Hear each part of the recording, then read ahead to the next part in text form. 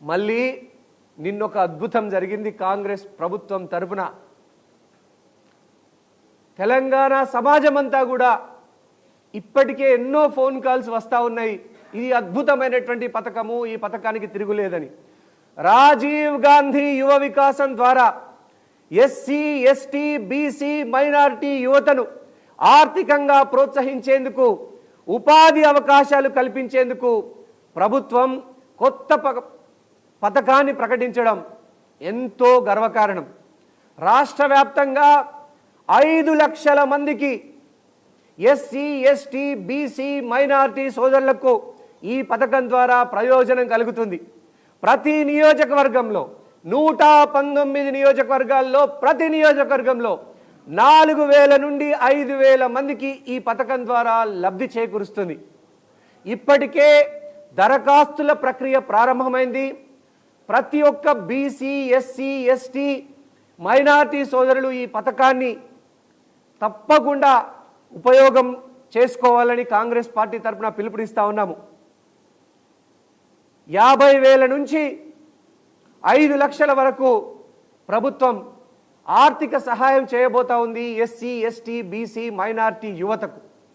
వారందరూ ఈ పథకాన్ని తప్పకుండా సద్వినియోగం చేసుకోవాలని మనవి చేసుకుంటా ఉన్నాం. అట్లనే ఆదిలాబాద్కు ఎయిర్పోర్టు తీసుకొస్తానని ముఖ్యమంత్రి గారు శాసనసభలో ప్రకటించడం మా అందరికీ ఎంతో గర్వకారణంగా నిలుస్తూ ఉంది.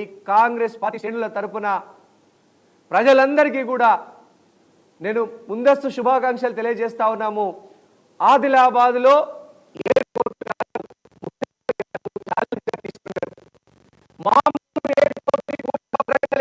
ని ముఖ్యమంత్రి గారి కాంగ్రెస్ ప్రభుత్వం వచ్చిన తర్వాతనే కళ సాకారమైందని తెలంగాణ ప్రజలు గుర్తించారు.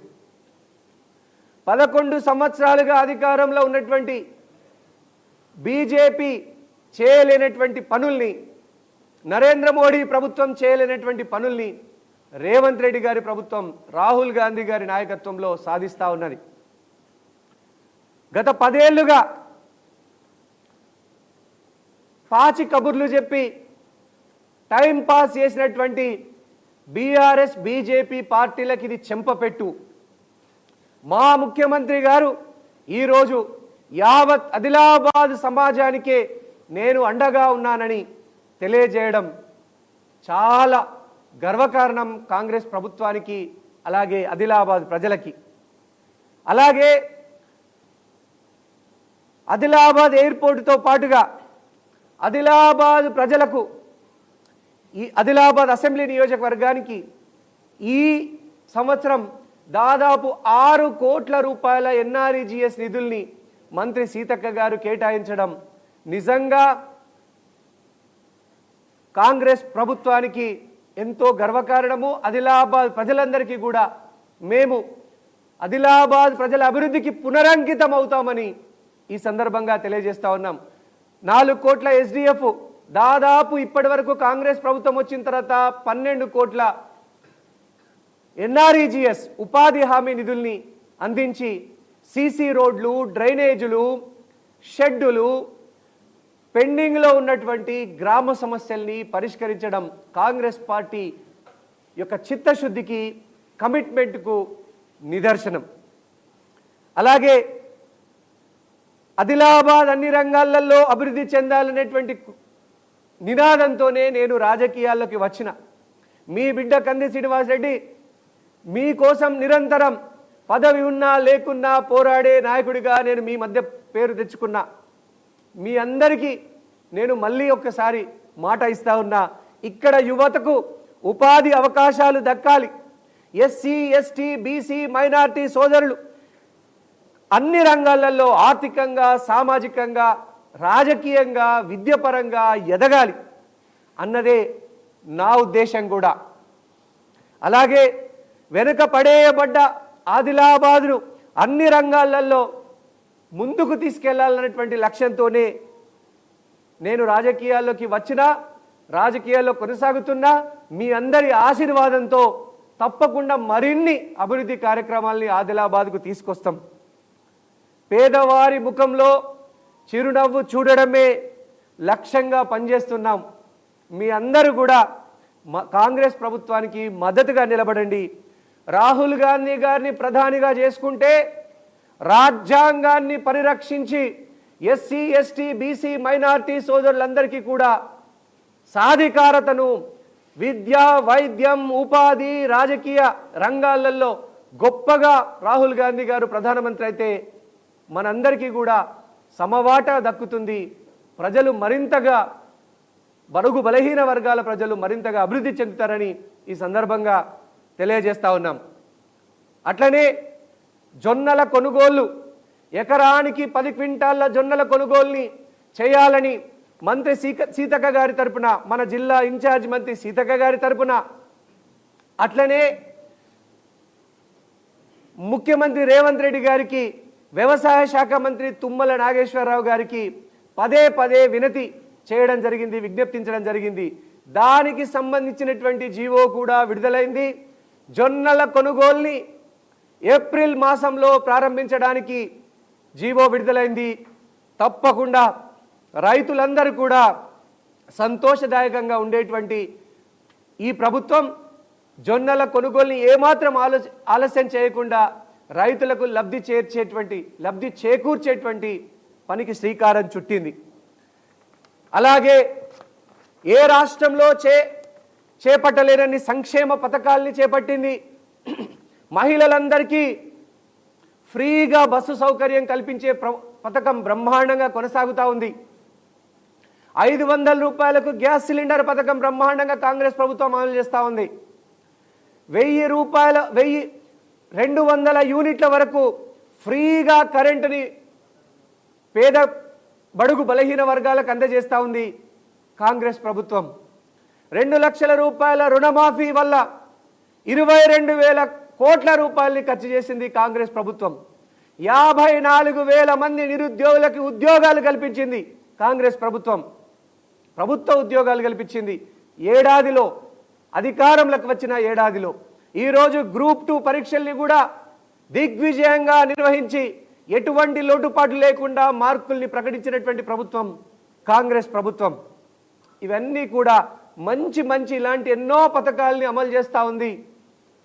కేసీఆర్ ప్రభుత్వం 10 సంవత్సరాల కాలంలో 6 లక్షల కోట్లకు పైగా అప్పు తీసుకొచ్చినా కూడా ఆ అప్పు మీద వడ్డీ 7,000 కోట్ల రూపాయలు నెలకు చెల్లిస్తూ ఉంది ఈ ప్రభుత్వం, కాంగ్రెస్ ప్రభుత్వం, ప్రస్తుత ప్రభుత్వం, మన ప్రభుత్వం. గత ప్రభుత్వం చేసిన పాపాలకి ఈ ప్రభుత్వం పరిహారం చెల్లించవలసి వస్తూ ఉన్నది. ప్రజల నెత్తిన దారుణమైనటువంటి భారాన్ని మోపింది గత కేసీఆర్ ప్రభుత్వం, బీఆర్ఎస్ ప్రభుత్వం.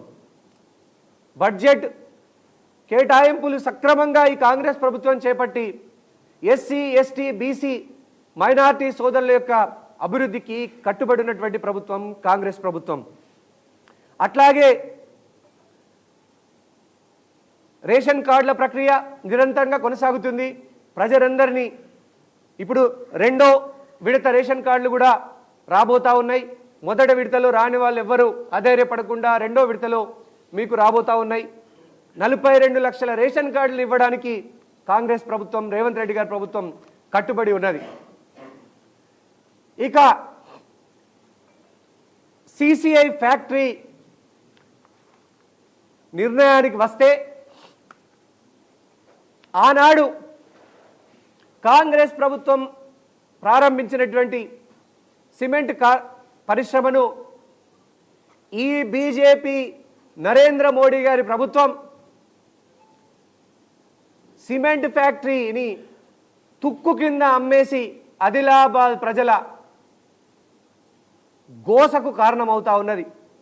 3,000 మందికి పైగా ఉపాధి కల్పించాల్సినటువంటి సిమెంట్ ఫ్యాక్టరీ ఈరోజు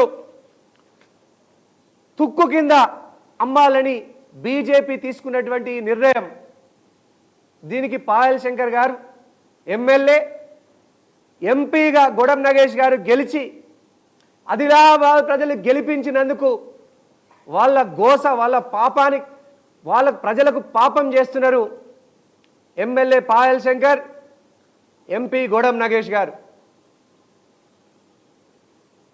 ఆదిలాబాద్ ప్రజలు ఎన్నో ఆశలతో ఆకాంక్షలతో సిసిఐ ఫ్యాక్టరీ పునర్నిర్మాణం అవుతుందని మీకు అధికారం కట్టబెడితే, మిమ్మల్ని ఓట్లేసి గెలిపిస్తే BJP MLA Payal Shankar, MP Godam Nagesh కలిసి ఆదిలాబాద్ ప్రజలకు వెన్నుపోటు పొడిచిండ్రు. ఇదేనా మీ పద్ధతి? 11 సంవత్సరాల నుంచి అధికారంలో ఉన్న వాళ్ళు ఆదిలాబాద్కి కొత్త పరిశ్రమ తీసుకురాకపోగా ఉన్న పరిశ్రమను మూసివేసి సిసిఐ యొక్క మిగిలినటువంటి ఫ్యాక్టరీ యొక్క మెషినరీని తుక్కు కింద అమ్మేయడము బీజేపీకి, పాయల్ శంకర్కి, గొడం నగేష్ గారికి ముమ్మాటికి కూడా ఇది సిగ్గు చేయటని ఈ సందర్భంగా తెలియజేస్తా ఉన్నాము. అట్లాగే దానికి సంబంధించినటువంటి ధర్నా కార్యక్రమం ఈరోజు ఉంటుంది. అలాగే కాంగ్రెస్ పార్టీ దళితుల యొక్క ఆత్మగౌరవాన్ని పెంచే విధంగా దళిత స్పీకర్ను ఆ స్థానంలో కూర్చోబెట్టి అందరికీ కూడా అన్ని రాష్ట్రాలకు ఆదర్శంగా నిలిచింది. అటువంటి దళిత స్పీకర్ని అవమానించే విధంగా మాజీ మంత్రి జగదీశ్వర్ రెడ్డి, కేటీఆర్ గారు దళిత స్పీకర్ని ఏకవచనంతో సంబోధిస్తూ స్పీకర్ పదవిని దళిత స్పీకర్ అయినటువంటి గడ్డం ప్రసాద్ కుమార్ గారిని అవమానించడం ముమ్మాటికి బీఆర్ఎస్ పార్టీకి సిగ్గుచేటు. దీనికి దళిత బిడ్డలను అవమానించినందుకు తక్షణం జగదీశ్వర్ రెడ్డి గారు, కేటీఆర్ గారు వెంటనే దళిత స్పీకర్కు క్షమాపణ చెప్పి మా స్పీకర్ పదవి యొక్క గౌరవాన్ని కాపాడాలి. ఆ రోజు దళితుల్ని ముఖ్యమంత్రి చేస్తా అని కేసీఆర్ గారు దళితుల్ని మోసం చేసిండ్రు. ఈరోజు దళిత బిడ్డ స్పీకర్గా కూర్చుంటే వారిని అవమానించే విధంగా బీఆర్ఎస్ పార్టీ ప్రవర్తిస్తూ ఉన్నది అసెంబ్లీలో. దీన్ని ప్రతి ఒక్క దళిత సోదరులు, తెలంగాణ సమాజం అంతా ముక్త ఖండంతో ఖండించాలి. దళిత సోదరుల ఆత్మగౌరవానికి ప్రతీక కేవలం కాంగ్రెస్ పార్టీ అని అందరూ కూడా ఇప్పుడు గుర్తిస్తా ఉన్నారు. రేణుకా సిమెంట్ ఫ్యాక్టరీ పేరు మీద ఆ రోజు జోగురామన్న ప్రజల్ని మభ్యపెట్టిండు. ఈరోజు పాయల్ శంకర్ కూడా అదే మాయ మాటలు చెప్తా